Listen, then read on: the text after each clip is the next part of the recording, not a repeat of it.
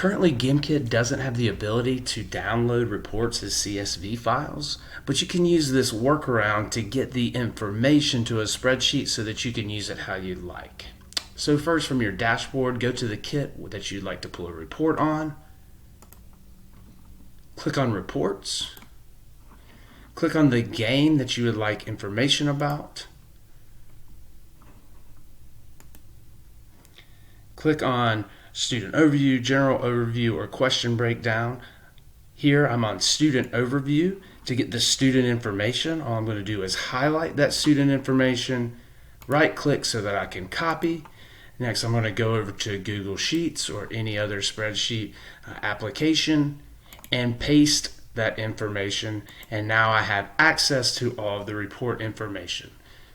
Thank you for watching this workaround on downloading a report as a CSV file.